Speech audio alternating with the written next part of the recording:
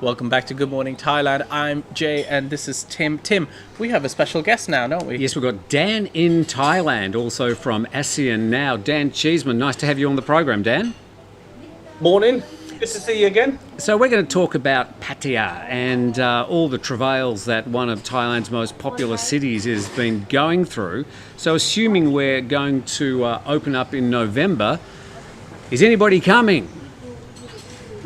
Big question. Will it open up in November? And under what terms and conditions? And that's probably going to be the catalyst as to who comes.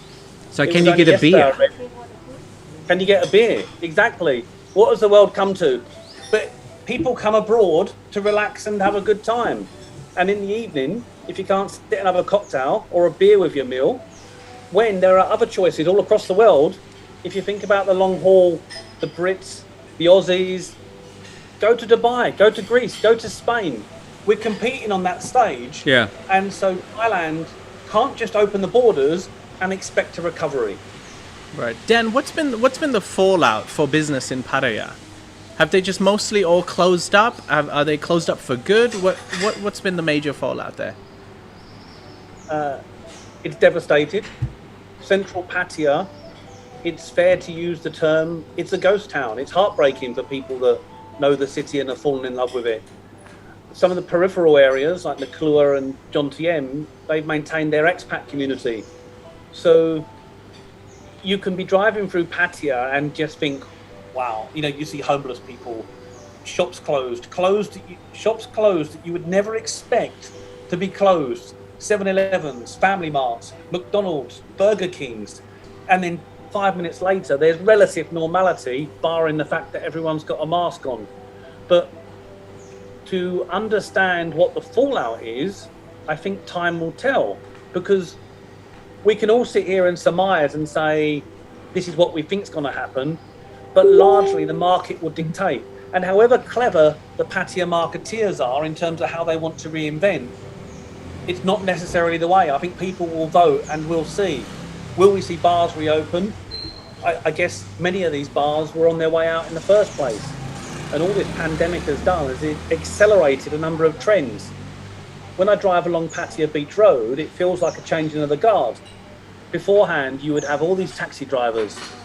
Now what they've done is they've changed their yellow jersey or orange jersey for a green grab or a pink happy, I forget the name of it, food panda. Yes. And they're reinventing themselves. They're not delivering people, they're delivering food. So that's sort of the next thing, Dan, is then, are they going to be just switching back to their original jobs? Where have all the bar staff gone? Where have all the bar girls gone? Where have all the owners gone? Have they just been hiding and they're going to just magically all come out of retirement? It's a good question, because they're not there. They're not visible. I think everyone's had to do whatever they can to survive. You'll see a lot of homeless people on the streets now, and it just becomes norm to see the private sector collecting their own food give-outs, pulling over on the side of the road, and a queue of people picking up food. It's real. But I think the issue, because Thais are very different than Westerners, we need to understand that. So they have a good, close family bond. It's very easy for them to get back on a bus and go back to the village. Okay. Back to their family, sit tight and see what happens. But all of these factors make you think, what will happen? Because when you think about the bar scene, and I think the bar scene in Pattaya, whether you like it or not, has been on the wane for many years, and Pattaya has been moving to a more family, tourist, mainstream centric, the Chinese coach loads and that. Is that because of the changing demographic of the people coming, the Indians and the Chinese perhaps less inclined to go to the bars? What are your thoughts? Yeah, I think the one thing Pattaya has done well over the years, I've been there 15 years, is had this ability to reinvent itself. And I noticed it with the pharmacies. Beforehand, when I come, the pharmacy would be in English, and then it changed to Russian, then it changed to Chinese. It just flexes as to the needs of who's coming in. And when the Chinese come in their bus loads, it responded. And the businesses changed and people changed what they were doing. Yeah. So the bars, and I think a lot of people will be watching Walking Street because everyone knows it. It's infamous across the world, to see how and if that will return. Right. Or is it? Is it sort of being gentrified? There's talks of making a promenade out of it rather than just a stream of bars. There's been talks about that for years, Tim. You've seen the diagrams and the wishes and the wants. There's probably a lot of politics behind the scenes here as to what will happen. Yes. So I can only guess. The drawings, to me, I'm a family man. To see a promenade and imagine that reinventing itself all along there could be stunning. Yeah. But you then have to ask the question, this is the thing, where is its natural position in the market? Can it take on a Phuket, a Samui, a Krabi? For beach and sophistication, no. So what does it need to become to best utilise its strengths? Right. And that's the sort of $1 million question. Then that brings me to actually my next question. Now, you said that some of the businesses that you'd never expect to close have closed down. So I guess, once the business does start to return, the tourists do start to come back, like, have some of these businesses closed forever? Will they reopen? And when the tourists do return, how is this the chance for Pattaya to rebuild its tourist industry, and how Pattaya is going to be perceived from now on out? The grand makeover. Yeah, so many questions there. The real estate is always going to have value in central Pattaya. It's an appealing tourist location. There's lots of things to do, and I'm an advocate of Pattaya and what it's become now. And I think some of the assets, you look at Nong Nooch Gardens, I think it was listed as the 3rd best gardens in the world. You have water parks and like art museums and hundreds of restaurants. Why would that not be desirable to a guy or a family that just want a fairly cheap vacation?